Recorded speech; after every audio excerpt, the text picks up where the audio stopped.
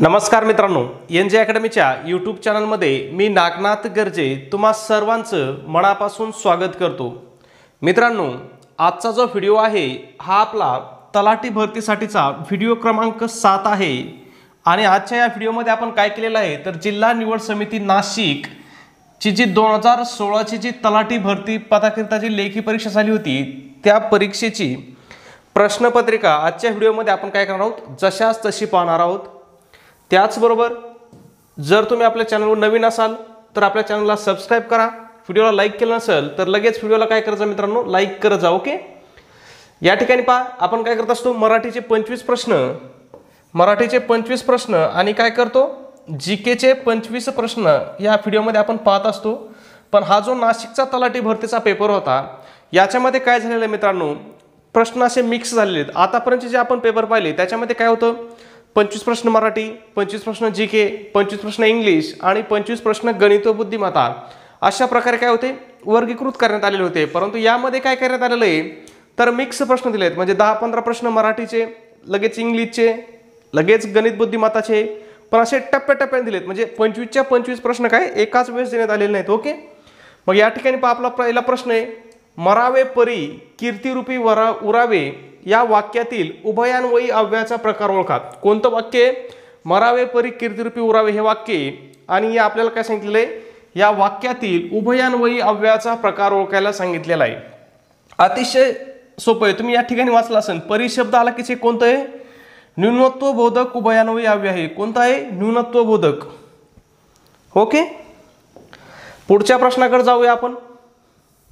त्याचबरोबर मित्रांनो काय करायचंय हे जे प्रश्न आहेत त्यांचे उत्तर तुम्हाला सुद्धा काय करायचंय मनामध्ये देत जायचंय आणि तुम्हाला शेवटी काय करायचंय काउंट करून सांगायचं आहे की आजच्या पेपरमध्ये तुम्हाला किती प्रश्न बरोबर येत होते। ओके, पुढचा प्रश्न आहे पहा आपला प्रश्न क्रमांक 10 आहे। या ठिकाणी काय विचारले पहा शाबास छान शतक ठोकलेस या वाक्यातील केवल प्रयोगी अव्ययाचा प्रकार ओळखा। आता या वाक्यामध्ये काय सांगितलेलं आपल्याला केवल प्रयोगी वाक्याचा प्रकार ओळखायला सांगितलेला आहे, म्हणजे ओके। मग या ठिकाणी काय पहा शाबास, शाबास म्हणजेच काय आपण एखाद्याची काय करतोय शाबासकी देतोय, एखाद्याची काय करतोय प्रशंसा करतोय, म्हणजे हे कोणतं केवल प्रयोगी अव्यय आहे तर हे प्रशंसा दर्शक केवल प्रयोगी अव्यय आहे। पुढचा प्रश्न आहे 11 नंबरचा गाय गुराख्याकडून बांधली जाते या वाक्यातील प्रयोग ओळखा।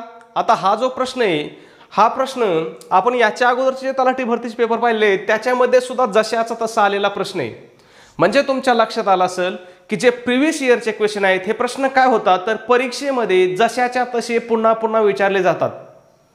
त्याच्यामुळे तुम्हाला काय करायचे आणि विशेष म्हणजे कोणते प्रश्न तर जीके आणि मराठीचे प्रश्न जे आहेत हे काय होतात तेच प्रश्न काय होतात पुन्हा पुन्हा परीक्षेमध्ये विचारले जातात। त्याच्यामुळे तुम्हाला काय करायचं आहे मित्रांनो हे जे प्रश्न आहेत हे प्रश्न कोणते प्रश्न तर जे प्रश्न पाठीमागे म्हणजे आतापर्यंत तलाठी भरतीसाठी येऊन गेले आहेत हेच प्रश्न काय करायचे तुम्हाला तोंडपाठ करायचे आहेत। ओके, जेणेकरून काय होईल तुम्हाला येणाऱ्या तलाठी भरतीमध्ये तुम्हाला या प्रश्नांचा नक्कीच फायदा होईल, कारण अशाच प्रकारचे प्रश्न आणि हेच प्रश्न तुम्हाला काय होतील परीक्षेमध्ये विचारले जातील। मग आता या ठिकाणी काय आहे गाय गुराख्याकडून बांधली जाते, जर तुम्ही वाक्य वाचलं तुम्ही जर प्रयोग वाचले असतील तर हे वाक्य लगेच तुमच्या लक्षात आलं असेल हे कोणत्या प्रयोगाचं वाक्य आहे कर्मकर्तरी प्रयोगाचं वाक्य आहे।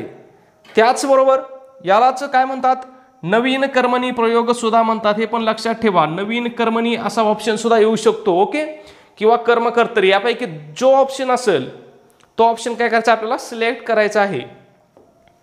पुढच्या प्रश्नाकडे जाऊया पहा जर तुम्ही आजच्या अगोदर अभ्यास केला असेल याच्या अगोदरचे जर तुम्ही पेपर वाचले असतील किंवा पेपर पाहिले असतील तर हे सुद्धा वाक्य किंवा हा सुद्धा प्रश्न तुम्हाला खूप वेळेस रिपीट झालेला दिसेल। काय प्रश्न आहे सहलीस जाताना कात्रज जवळ उजाडले या वाक्यातील प्रयोग ओळखा। वाक्य काय आहे सहलीस जाताना कात्रज जवळ उजाडले या वाक्यातील प्रयोग ओळखायचा आहे। अतिशय सिंपल आहे भावकर्तरी प्रयोग आहे। कोणता आहे उजाडले गडगडले मळमळले ज्यावेळेस अशा प्रकारचे वाक्य येते ना मित्रांनो तर त्यावेळेस कोणता प्रयोग लिहायचा भावकर्तरी प्रयोग लिहायचा। ओके, अतिशय इम्पॉर्टंट आहे, याच्यावरती खूप वेळेस परीक्षेमध्ये प्रश्न आलेले आहेत।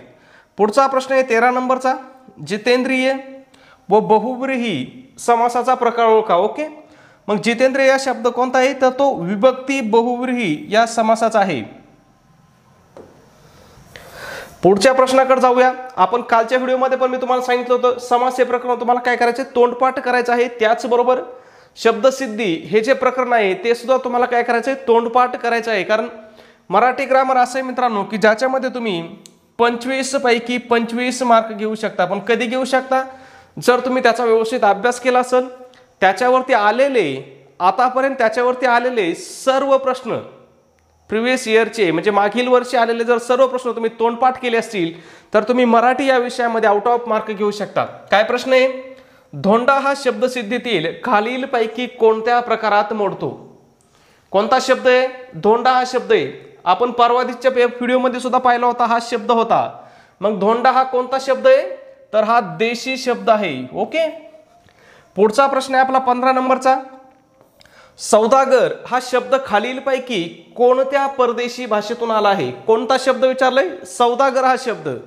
तर सौदागर हा शब्द काय, फारसी भाषेतील शब्द आहे मित्रांनो. हे जे शब्द आहेत हे तुम्हाला तोंडपाठच करायचे आहेत. ओके, तोंडपाठ करायचे आहेत कारण याच्यावरती परीक्षेमध्ये प्रश्न विचारले जातात.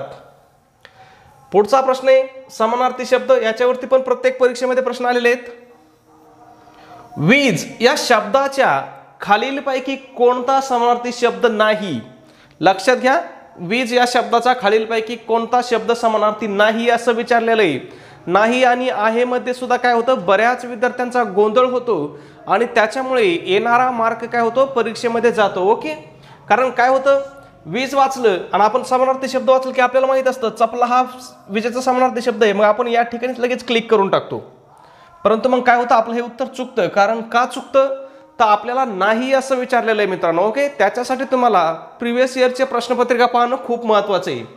मग या ठिकाणी काय ऑप्शन, चपला, सौदामिनी, चंद्रिका आणि तडीत. तर यापैकी कोणता शब्द समानार्थी नाही, तर चंद्रिका हा शब्द समानार्थी नाही आहे. म्हणजेच चपला, सौदामिनी, तडीत हे दोन्ही शब्द काय आहेत मित्रांनो, वीज या शब्दाचे समानार्थी शब्द आहेत, हे तिन्ही शब्द. ओके. पुढचा प्रश्न आहे भाजीपाला या शब्दाचे लिंग ओळखा. हा प्रश्न सुद्धा जशाचा तसा रिपीट झालेला आहे. मग भाजीपाला हा शब्द कोणता आहे, तर हा शब्द पुल्लिंगी आहे.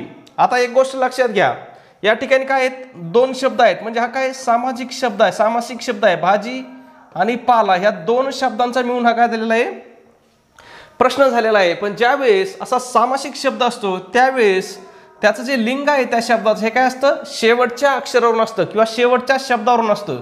मग या ठिकाणी पालाचं लिंग काय आहे, तर ते पुल्लिंगी आहे.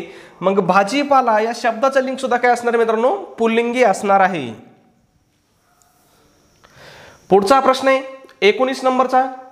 काय विचारलंय, तिकडे कोण आहे ते मला माहित नाही या वाक्यातील सर्वनामाचा प्रकार ओळखा. काय सांगितलं आपल्याला, तिकडे कोण आहे ते मला माहित नाही या वाक्यातील सर्वनामाचा आपल्याला प्रकार ओळखायचा आहे. ऑप्शन काय दिलेत पहा, पुरुषवाचक सर्वनाम, दर्शक सर्वनाम. आता या ठिकाणी तुमच्या लक्षात आलं असेल, तिकडे कोण आहे ते मला माहिती नाही म्हणजेच हे कोणतं सर्वनाम आहे, अनिश्चित सर्वनाम आहे. कोणतं, अनिश्चित. पण आता आपल्याला ऑप्शन काय दिलेले ते पण पाहणं खूप महत्त्वाचं आहे. आता या ठिकाणी पहा, प्रश्नार्थक सर्वनाम आणि सामान्य सर्वनाम म्हणजे अनिश्चित सर्वनाम हा आपल्याला ऑप्शनच दिलेला नाही. पण जर तुमचा अभ्यास परफेक्ट असेल तर तुम्हाला माहिती असेल की अनिश्चित सर्वनामांनाच काय म्हणतात, सामान्य सर्वनाम म्हणतात. यालाच दुसरं नाव कोणतं आहे, अनिश्चित सर्वनाम. ओके. पुढचा प्रश्न आहे 20 नंबरचा. परमेश्वर सर्वत्र आहे या वाक्यातील क्रियापदाचा प्रकार ओळखा. काय वाक्य, परमेश्वर सर्वत्र आहे. तर हे कोणतं क्रियापदाचं वाक्य आहे मित्रांनो, हे अनियमित क्रियापदाचं वाक्य आहे. पुढचा प्रश्न 21 नंबरचा. आज दिवसभर सारखे गडगडते या वाक्यातील क्रियापदाचा प्रकार ओळखा. क्रियापदाचा प्रकार विचारला असो किंवा प्रयोग विचारला असो, तुम्हाला मी अगोदरच सांगितलंय, गडगडते, मळमळते, उजाडले, ज्यावेळेस असे शब्द असतील की क्रियापदातच काय असतो, सारा वाक्याचा अर्थ क्रियापदामध्येच दडलेला असतो, त्यामुळे यांना काय म्हणतात, भावकर्तृक क्रियापद म्हणतात. काय म्हणतात, भावकर्तृक क्रियापद. पुढचा प्रश्न आहे आपला 22 नंबरचा. मी निबंध लिहित असतो या वाक्यातील काळाचा प्रकार ओळखा. कोणतं वाक्य आहे, मी निबंध लिहित असतो. काय करायचंय, काळाचा प्रकार ओळखायचा आहे. मग तुम्ही जर वाचला असेल तर तुमच्या लक्षात आलं असेल हे वाक्य रीती वर्तमान काळातील आहे. पुढचा प्रश्न आहे 23 नंबर. केलेले उपकार जाणणारा यासाठी समूहदर्शक शब्द ओळखा. या प्रश्नामध्ये सुद्धा काय होतं मित्रांनो, बऱ्याच मुलांचं कन्फ्युजन होतं, कृतज्ञ आहे की कृतज्ञ आहे. तर लक्षात घ्या, जो केलेले उपकार जाणतो तो कोण असतो, कृतज्ञ असतो. आणि जो केलेले उपकार विसरतो तो कोण असतो, तो कृतज्ञ असतो. म्हणजे याला काय असतं, तुम्ही याचे कितीही उपकार करा, त्याच्या कितीही कामं पडा, परंतु ते तुमच्या कामं पडणार नाही. म्हणजे तो काय करतो, केलेले उपकार विसरणार आहे, त्याला कृतज्ञ म्हणतात. आणि जो केलेले उपकार जाणतो त्याला काय म्हणतात, कृतज्ञ म्हणतात. तुम्हाला मी काय सांगितलं होतं, याच्यामध्ये काय झालेले आहेत, मिक्स प्रश्न आहेत. आता गणित व बुद्धिमत्ताचे प्रश्न आलेत खाली. तर आपण जे गणित व बुद्धिमत्ताचे प्रश्न आहेत हे आपण कुठं पाहत आहोत, तर आपला जो दुसरा युट्यूब चॅनल आहे, काय नाव आहे आपल्या दुसऱ्या युट्यूब चॅनलचं, NG मॅथ क्लास हे नाव आहे. काय नाव आहे, NG मॅथ क्लास. बरेच मुलं इकडले व्हिडिओ पाहतात परंतु तिकडं जात नाहीत. त्यासाठी यूट्यूबवर तुम्हाला काय करायचं आहे, NG मॅथ क्लास या नावाने सर्च करायचं आहे. ओके. पुढचा प्रश्न आहे 34 नंबर. 2020 मध्ये टोकियो येथे होणाऱ्या ऑलिम्पिक स्पर्धेत कोणत्या नवीन खेळाचा समावेशास मान्यता दिली आहे. काय विचारलं आपल्याला, आता लक्षात घ्या, हा प्रश्न कधीचा आहे, 2016ला आलेला आहे. पण कोणत्या ऑलिम्पिकवर आलाय, तर 2020च्या ऑलिम्पिकवरती आलेला आहे.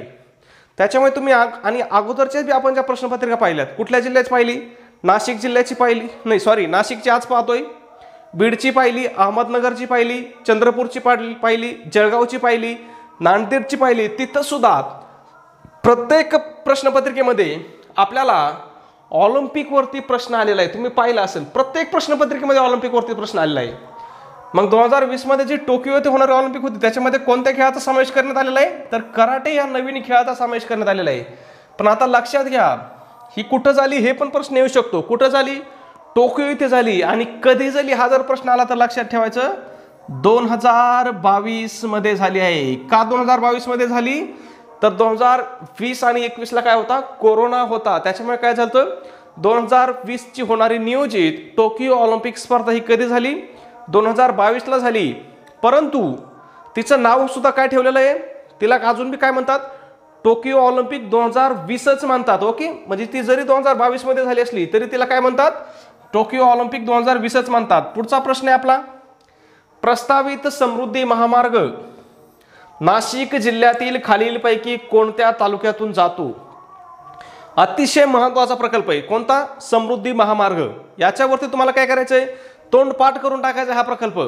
आता या ठिकाणी काय झालंय, नाशिकची प्रश्नपत्रिका आहे त्याच्यामुळे या ठिकाणी काय विचारलंय, तालुके विचारलेत.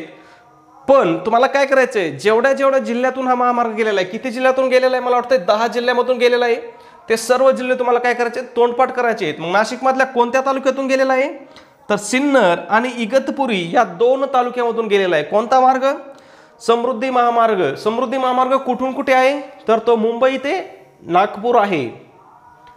पुढचा प्रश्न आहे आपला 36 नंबर. खालीलपैकी कोणते धरण गंगापूर धरण समूहाचा भाग नाही. गंगापूर धरण कुठे आहे, नाशिक मध्ये आहे. ओके. मग कोणतं धरण त्या समूहाचा भाग नाही असं विचारलेलं आहे. ऑप्शन काय आहे, काश्यपी, गौतमी, भावली आणि आळंदी. तर यापैकी भावली हे जे धरण आहे हे कोणत्या, गंगापूर धरण समूहाचा भाग नाही आहे. ओके. पुढचा प्रश्न आहे 37 नंबर. रिओ पॅरा ऑलिम्पिक 2016 मध्ये सुवर्ण पदक जिंकलेली खेळाडू मरियप्पन थंगवेलू कोणत्या खेळाशी संबंधित आहे. कोणत्या खेळाशी संबंधित आहे, तर ती उंच उडीशी संबंधित आहे. आणि तिने काय केलं होतं, तर सुवर्ण पदक मिळवलेलं आहे. ओके. अतिशय महत्वाचे प्रश्न आहेत. हे प्रश्न तुम्हाला काय करायचे, तोंडपाठ करून ठेवायचे आहेत. ओके. पुढचा प्रश्न आहे आपला 38 नंबरचा. खालीलपैकी कोणते धरण पालखेड धरण समूहामध्ये समाविष्ट आहे. आता या ठिकाणी काय विचारलंय, आहे असं विचारलेलं आहे. ऑप्शन काय दिलेत, कडवा, वाघाड, मुकणे आणि भावली. तर यापैकी वाघाड हे जे धरण आहे मित्रांनो हे काय आहे, पालखेड धरण समूहामध्ये समाविष्ट आहे. पुढच्या प्रश्नाकडे जाऊया 39 नंबर. बालानगर, बार्बाडोस, मॅमॉथ या नवीन सुधारित जाती कोणत्या फळ पिकाच्या आहेत. तर ह्याच्या जाती आहेत मित्रांनो, ह्या सीताफळ पिकाच्या आहेत. ओके. लक्षात असू द्या, कोणत्या, बालानगर, बार्बाडोस, मॅमॉथ हे जे प्रश्न आहेत ना मित्रांनो, हे प्रश्न तुम्हाला कुठेही कुठल्याही पुस्तकात सापडणार नाहीत. पण काय होतं, असेच प्रश्न परीक्षेमध्ये विचारले जातात. आणि मग काय होतं, बरेच मुलं म्हणतात यार मी एवढं वाचलं होतं पण हे पुस्तकातच नव्हतं, पुस्तकाच्या बाहेरून प्रश्न आले. तर ते प्रश्न पुस्तकाच्या बाहेरून आलेले नसतात, तर ते काय झालेले असतात, प्रिव्हियस इयरमधील क्वेश्चन पेपरमधून आलेले प्रश्न असतात. पण आपल्याला एवढी अक्कल कुठे, आपल्याकडे एवढा वेळ कुठे, आपण फटफट 4 पुस्तकं वाचतो, मागील प्रश्नपत्रिकांचं विश्लेषण करत नाही, मागील प्रश्नपत्रिका वाचत नाही, मागील प्रश्नपत्रिका पाहत नाही. मग त्याच्यामुळे काय होतं, तर आपल्याला परीक्षेमध्ये गेल्यानंतर असे प्रश्न आले की ते काय वाटतात, नवीन प्रश्न वाटतात. लक्षात येतंय, हे प्रश्न कुठून आलेले नसतात बाहेरून, तर हे कुठून आलेले प्रश्न असतात, प्रिव्हियस इयरच्या क्वेश्चन पेपरमधून आलेले प्रश्न असतात. त्याच्यामुळे आपण काय करतोय, शक्य होईल तेवढे प्रिव्हियस इयर क्वेश्चन घेण्याचा प्रयत्न करतोय. ओके. त्याचबरोबर पहा, बरेच यूट्यूब चॅनल आहेत, तुम्हाला ते प्रिव्हियस इयर क्वेश्चनच्या नावाखाली काय करतायत, मनाने कुठलेही प्रश्न टाकून देत आहेत. असे सरळ सरळ सोपे प्रश्न सांगतायत, विचारतायत, इतिहासाचे, भूगोलचे. आणि ते काय करतात, म्हणजे ते प्रश्न तुम्हालाही येत असतात, तुम्हाला माहिती असते. म्हणजे जसं सर सांगायचं म्हणत, मोकनाईक साप्ताहिक कुणाचा आहे, शेतकऱ्याचा आसू ग्रंथ कुणाचा आहे, म्हणजे असे प्रश्न. पण आता तुमच्या लक्षात आलं असेल, आपण काय झालंय, आपण 8 दिवसापासून काय करतोय, रोज एका जिल्ह्याची तलाठी भरतीची प्रश्नपत्रिका पाहतोय. परंतु अशा प्रकारच्या प्रश्नाचं प्रमाण किती आहे मित्रांनो, 3 ते 4 प्रश्न अशा प्रकारचे आलेले आहेत परीक्षेमध्ये. बाकीचे सगळे प्रश्न असे आहेत की जे आपण कुठल्याही पुस्तकामध्ये वाचलेले नाहीत. त्याच्यामुळे मी पुन्हा सांगतोय तुम्हाला जर जीके कव्हर करायचं असेल तर तुम्हाला प्रिव्हियस इयरचे क्वेश्चन पेपर पाहावे लागतील. ओके. मग या ठिकाणी पहा, पुढचा प्रश्न काय आहे, कंपन पद्धतीने भूगर्भातील पाण्याचा शोध घेण्यासाठी कोणते उपकरण वापरतात. आता हा प्रश्न सुद्धा मला सांगा, तुम्ही कोणत्या पुस्तकात वाचलाय, बिंदास कमेंटमध्ये सांगा. कोणी जर पुस्तकात वाचला असेल ना, तर त्याचा मी शाल आणि श्रीफळ देऊन सत्कार करतो. मला माहिती आहे वाचलाच नाही, कारण कोणत्या पुस्तकात नाहीच आहे, हे कुठल्याही पुस्तकात नाहीये. मग काय म्हणतात याला, की ज्या पद्धतीने कंपनानुसार काय केलं जातं, कंपन पद्धतीने भूगर्भातील पाण्याचा शोध घेतला जातो, त्यासाठी कोणते उपकरण वापरतात, तर त्यासाठी जिओफोन हे उपकरण वापरतात. नाही तर तुम्ही म्हणता ना आपला अंबानीचा जिओ, तो जिओ वेगळा, हा जिओफोन वेगळा. नाही तर जायचे ते अंबानीचं जिओचं डबडं घेऊन गावात रानात, घरच्याला म्हणायचे चला मी तुम्हाला काय करतो, पाणी सापडून देतो घरामध्ये किंवा गावामध्ये रानामध्ये फिरताना आणि घरच्याला म्हणता मारा इथं बोर किंवा पाडा इथं विहीर. घरचे करतील 50-60 हजार लाखभर रुपये तुमच्यावर खर्च करतील, तुमच्यावर भरोसा ठेवून, आणि तुम्ही बोर मारता तर तिथं काही पाणी नाही निघलं तर घरचे काय करतील, लात मारतील. कुठं मारतील, पेचकाटात मारतील. ओके. पुढचा प्रश्न 41 नंबरचा, लेक टॅपिंगचा पहिला प्रयोग कोणत्या धरणाच्या जलाशयात करण्यात आला. आता हा प्रश्न सगळ्यांना माहित असेल, 100% लोकांना माहित असेल. का माहित असेल, तर हा प्रश्न पुस्तकामध्ये दिलेला आहे, चालू घडामोडीमध्ये सुद्धा कव्हर झालेला आहे. कोणतं धरण आहे, कोयना धरणामध्ये करण्यात आलेला आहे. कोणता, लेक टॅपिंगचा. ओके. त्याचबरोबर हे पण लक्षात ठेवायचा, वैतरणा धरणामध्ये सुद्धा लेक टॅपिंग करण्यात आलेलं आहे. कोणत्या धरणात लेक टॅपिंग करण्यात आले असा जर प्रश्न आला आणि तिथं जर कोयना ऑप्शन नसेल तर तिथं वैतरणा सुद्धा उत्तर लिहायचंय. पण पहिला जर विचारला ना, या ठिकाणी पहा पहिला शब्द आहे, पहिला जर विचारलं तर ते कोणतं धरण लिहायचंय, कोयनाच लिहायचं आहे. ओके. नाही तर पुन्हा म्हणतात सर म्हणले होते वैतरणात पण आहे, मग मी वैतरणा मारून आलो. पुढचा प्रश्न आहे पहा 42 नंबरचा, काय विचारलंय, देशातील प्रथम हरित रेल्वे मार्ग, त्यालाच काय म्हणतात, ग्रीन ट्रेन कॉरिडॉर, नुकताच सुरू झाला आहे. तो खालीलपैकी तो कोणता मार्ग आहे. काय विचारलंय, की जो देशातील पहिला हरित रेल्वे मार्ग आहे हा कुठून कुठपर्यंत आहे, तर तो कुठे आहे, रामेश्वरम ते मन्ना मदुराई दरम्यान आहे. खूप महत्त्वाचे प्रश्न आहेत. ओके. पुढचा प्रश्न आहे 43 number, BP statistical review of world energy या सर्वेक्षणानुसार भारताच्या एकूण इंधन क्षमतेमध्ये नैसर्गिक वायूचा वाटा किती आहे. तर किती आहे नैसर्गिक वायूचा वाटा, कशामध्ये, इंधन क्षमतेमध्ये 6.5% आहे. मित्रांनो एक गोष्ट लक्षात घ्या, हे प्रश्न तुम्हाला काय करायचे आहेत, तोंडपाठ करून टाकायचे आहेत. ओके. मी म्हणत नाही की याच्यातले प्रश्न सगळेच्या सगळेच प्रश्न येतील, परंतु जर तुम्ही 50 प्रश्न पाठ केले तर त्याच्यामधील 5 प्रश्न तरी तुमच्या परीक्षेमध्ये येतील. 5 नाही आले 2 तर कुठं मारा नाही. मग जर तुम्हाला 50 प्रश्न पाठ करून जर 2 मार्क मिळत असतील तर तुम्हाला काय अडचण आहे? एवढं मोठं पुस्तक वाचलं ना तरी 2-3 मार्क मिळत नाहीत, हे लक्षात घ्या. ओके. पुढचा प्रश्न आहे 44 नंबरचा. युरोपियन महासंघाबाहेर पडणारा पहिला देश कोणता? कोणता आहे पहिला देश युरोपियन महासंघाबाहेर पडणारा? तर तो आहे ग्रीनलँड. लक्षात असू द्या, ग्रीनलँड. ओके. आणि आता युरोपियन युनियन मधून कोणता देश बाहेर पडत आहे? तर तो ग्रेट ब्रिटन म्हणजेच इंग्लंड हा देश सुद्धा काय होत आहे? युरोपियन युनियन मधून बाहेर पडत आहे. पुन्हा इथं गणित बुद्धिमत्ताचे प्रश्न आले. ते प्रश्न कुठे पाहिजे तुम्हाला माहिती आहे ना? गणित बुद्धिमत्ताचे प्रश्न आपला जो दुसरा युट्यूब चॅनल आहे यांची मॅथ क्लास, त्यावरती जाऊन तुम्हाला काय करायचे हे प्रश्न पाहायचे आहेत. ओके. पुढचा प्रश्न आहे आपला 60 नंबरचा. काय विचारलंय पहा? हडप्पा संस्कृतीतील खालीलपैकी कोणत्या ठिकाणी नांगरलेल्या शेताचा पुरावा मिळाला आहे? वाचलाय प्रश्न? काय विचारलंय? हडप्पा जी संस्कृती आहे, हडप्पा संस्कृतीमधील कोणत्या ठिकाणी नांगरलेल्या शेताचा पुरावा मिळाला आहे? ऑप्शन काय दिलेत पहा? लोथल, कालीबंगन, ढोलविरा आणि मोहनजोदडो. तर यापैकी कालीबंगन या ठिकाणी काय झालेलं आहे? नांगरलेल्या शेताचा पुरावा मिळालेला आहे. पुढचा प्रश्न 61 नंबर.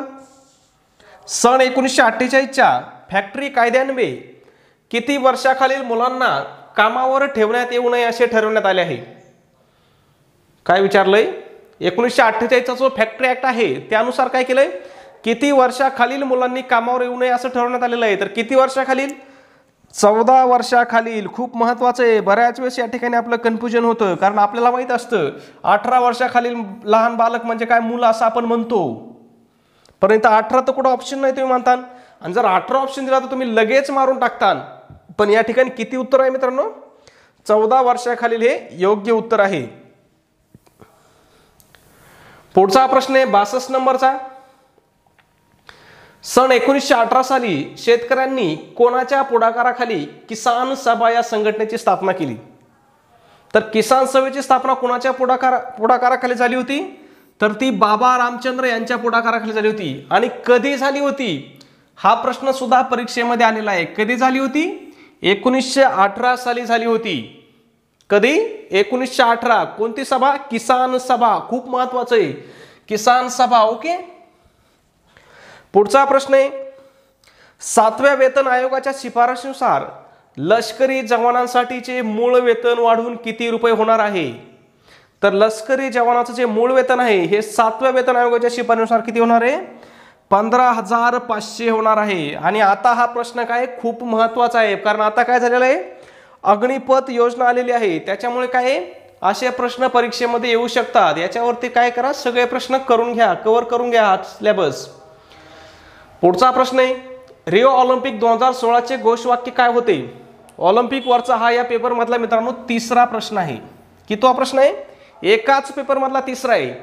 त्यामुळे मी घसा ओरडून तुम्हाला सांगतोय की करंट मध्ये तुम्हाला ऑलिम्पिक हा चॅप्टर पूर्णपणे कव्हर करून जायचंय. तलाठी भरतीलाच नाही, तुमची दुसरी कुठलीही परीक्षा असू द्या, ऑलिम्पिक हा चॅप्टर तुम्हाला काय करायचा आहे? पूर्णपणे कव्हर करून जायचा आहे. जर तुमची इच्छा असेल तर आपण ऑलिम्पिक वरती एक स्पेशल व्हिडिओ बनवू, पण त्यासाठी तुम्ही काय करा तसं कमेंट मध्ये सांगा. जर बनवायचं असेल तर बनवू आपण. तर रिओ ऑलिम्पिक 2016चे घोषवाक्य काय होते? A new world. काय? A new world.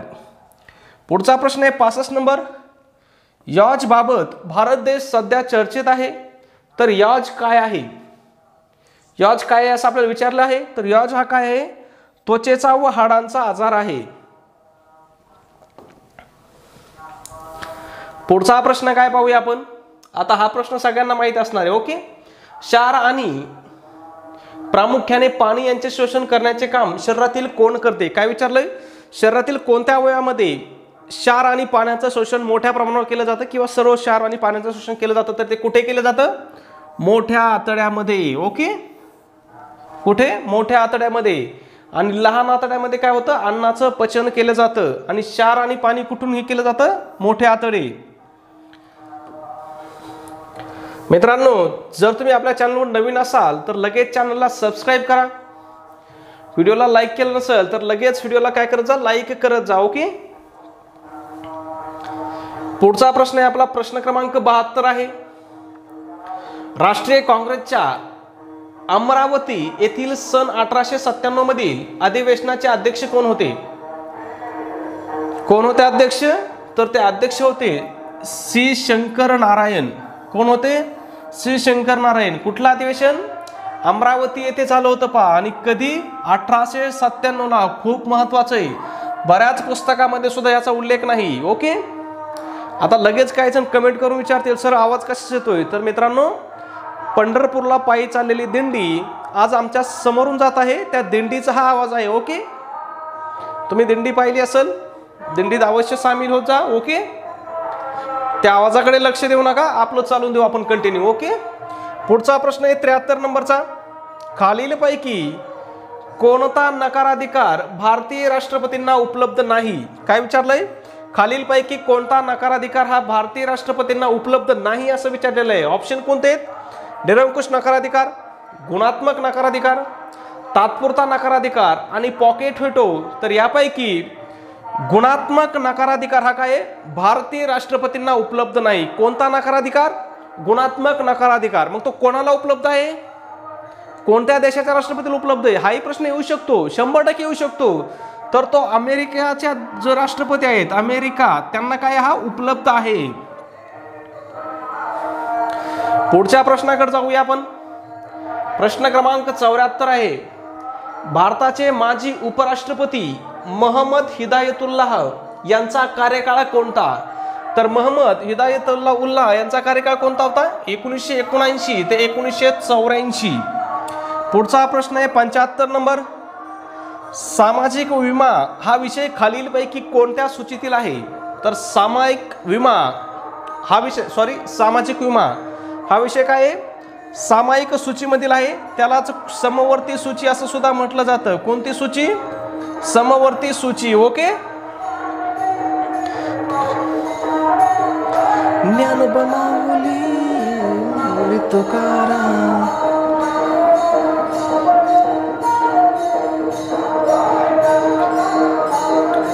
पुढचा प्रश्न आहे आपला 76 नंबरचा. जनहित याचिकेद्वारे न्यायालयीन सक्रियता ही संकल्पना सर्वोच्च न्यायालयाने कोणत्या साली सर्वप्रथम वापरली? काय विचारलं आपल्याला? जनहित याचिकेद्वारे न्यायालयीन सक्रियता ही संकल्पना सर्वोच्च न्यायालयाने कोणत्या साली सर्वप्रथम वापरली? तर ती कधी? 1979 साली सर्वप्रथम वापरली होती. लक्षात असू द्या, त्यालाच PIL पण म्हणतात. खूप महत्वाचं आहे. तुम्ही दररोज पेपर वाचत असाल तर तुमच्या लक्षात येईल. एखादी कुठलीही सामाजिक घटना झाली तर तुम्ही वाचत असाल की ॲडव्होकेट यांच्या XYZ यांच्यातर्फे काय झालं? PIL दाखल करण्यात आली किंवा न्यायालयीन याचिका दाखल करण्यात आली. मग ही कधीपासून सुरू करण्यात आलेलं आहे? तर ते 1979 पासून सुरू करण्यात आलेलं आहे. ओके. काय झालं होतं मित्रांनो? तुम्हाला माहिती आहे आपल्याकडे काल काय झालं होती? खाली दिंडी आली होती. दिंडीचा आवाज आपल्याला वरती येत होता. त्याच्यामुळे आपण काय केलं होतं? काल मी या ठिकाणी स्टॉप केला होता. नाही तर बरेच विद्यार्थी विचारतील की सर तुम्ही लगेच शर्ट कसं काय बदलला? काल वेगळा शर्ट, आज वेगळा शर्ट कसा? किंवा एकाच लेक्चरमध्ये तुम्ही 2-2दा शर्ट बदलता का? तसं नाही झालं बाळांनो. काल आपल्याकडे दिंडी आलेली असल्यामुळे आपण काय केलं? लेक्चर स्टॉप केलं होतं. आज पुन्हा काय करतोय? तेच कंटिन्यू करतोय. ओके. मग या ठिकाणी काय पहा, 77 नंबरचा आपला प्रश्न आहे. महाराष्ट्र राज्यातील कारागृहांच्या सुरक्षेसाठी कोणत्या राष्ट्रांची मदत घेण्यात येणार आहे किंवा कोणत्या राष्ट्राची किंवा कोणत्या देशाची मदत घेणार आहे?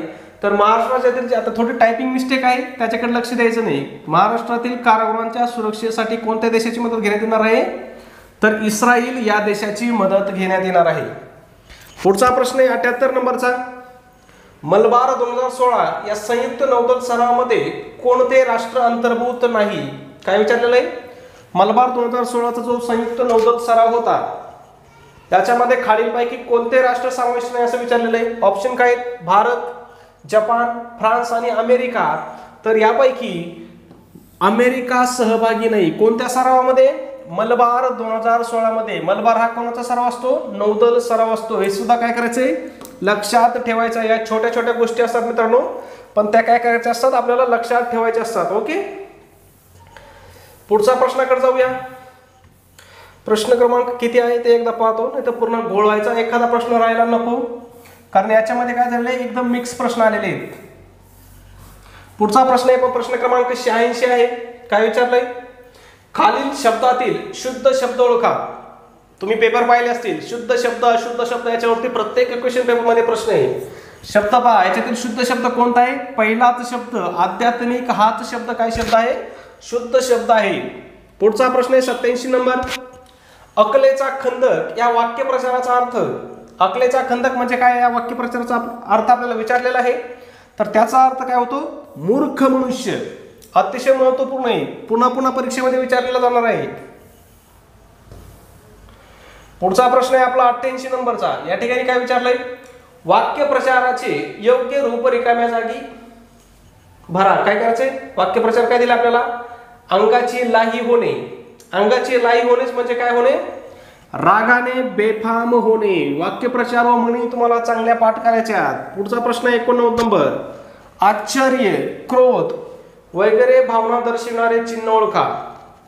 आश्चर्य असेल, क्रोध असेल किंवा इतर आपल्या काही ज्या भावना असतील त्या व्यक्त करण्यासाठी कोणतं चिन्ह वापरतात? तर त्याच्यासाठी उद्गारवाचक चिन्ह वापरलं जातं. पुढच्या प्रश्नाकडे जाऊया आपण. प्रश्न क्रमांक 90 नंबरचा आहे. अतिशय सोपा आहे. तुम्ही पुढे व्हा, मी आलोच या वाक्यातील काळाचा प्रकार ओळखा. आता पाहूया कोण किती हुशार आहे. याचं उत्तर काय करायचंय? कमेंट मध्ये सांगायचं आहे. ओके, अतिशय सोपा प्रश्न आहे, काळावरचा प्रश्न आहे. वाक्य काय आहे? तुम्ही पुढे व्हा, मी आलोच.